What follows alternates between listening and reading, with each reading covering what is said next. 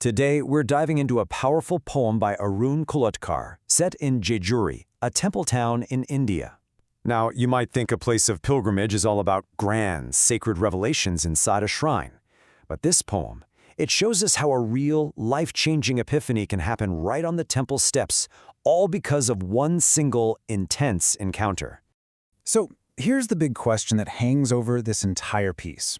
How can a 50 paise coin, we're talking about something worth almost nothing, how can that completely shatter your world? It's all about how a tiny, everyday interaction can just unravel a person's reality and make them face some hard truths about poverty, society, and what it means to have dignity. All right, let's get into it. Section 1. A 50 paise proposition. The poem kicks off with a scene that, well, it might feel pretty familiar if you've ever been to a busy tourist spot or a holy site. It's the kind of thing that happens all the time. But trust me, this one is different. So, picture this. You're there, taking in the sights, and suddenly an old woman just grabs hold of your sleeve. She doesn't just ask for your attention, she takes it. And then she just tags along.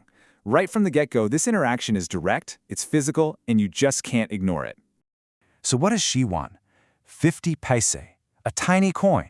But here's what's so important. She's not just begging. She's actually offering you a service. She says she'll be your guide to a local shrine.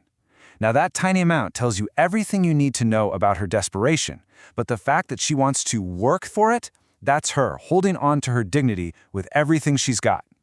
Moving on to Section 2, sticking like a burr. As you can probably guess, the visitor in the poem, our narrator, he is not interested. And this is where that tension, that initial annoyance, really starts to ramp up. He just wants to be left alone. But this woman, she is not giving up that easily. He tries to brush her off, right? He says, "I've already seen the shrine. It's a clear no thank you." But does that stop her? Not a chance. The poem says she hobbles along anyway, and you can just feel her physical struggle. But then it says she tightens her grip. That's pure determination, you know? It's born from the fact that she has absolutely no other options. And you can really feel the tourist's irritation in this line. He compares her to a burr. It's a perfect description of how she's latched onto him, sure, but it's also, well, it's a bit dehumanizing, don't you think? To him, right now, she's not really a person. She's just an annoyance, a thing he can't get rid of. You know exactly what a burr is if you've ever walked through a patch of weeds. It's that prickly little seed that just hooks onto your pants or your socks and is a total pain to get off. And that is exactly how the tourist feels. He feels like she is just clamped onto him and will not let go. And this word right here says it all. The tourist sees this whole thing as a farce, a joke. To him, this isn't a woman desperately trying to survive. No, it's just an annoying performance. He's impatient, he wants it to be over, and he is completely blind to what's really happening in front of him. Okay, and here we go. Section 3, a question from the hills. Pay attention because this is the moment. This is the pivot point where the whole poem turns on its head. It goes from a simple annoyance to a life-altering confrontation. And there it is. She stops her pleading, and she hits him with this devastatingly simple question. What else can an old woman do on hills as wretched as these? Wow, it's not even really a question for him, is it? It's a statement about her own life, and it just slices right through all his irritation and forces him, for the very first time, to actually see the brutal reality she lives in. You see, those wretched hills aren't just a backdrop. They're a symbol for everything that has trapped her. The poverty, the lack of jobs, the social neglect. Her personal fight to survive suddenly becomes this huge statement on social inequality. This isn't about a 50 paise coin anymore. It's about a lifetime without choices. Okay, so on to our next section, eyes like bullet holes. That question just completely shatters the tourist's entire point of view.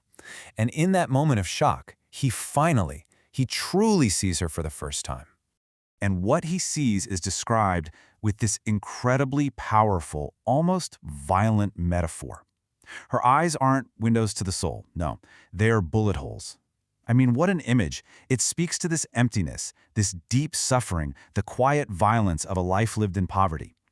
He's not just looking at her anymore, he's looking through her, into the vast, empty sky of her existence. And as he keeps staring, his entire world just begins to fall apart. It starts with the cracks on her face, like a map of her hardship. But then, those cracks spread. They spread to the hills around them. Then they spread to the holy temples he came all this way to see. And finally, the sky itself just seems to fall. Everything he believed in, the very ground he's standing on, it all shatters when faced with this one woman's truth.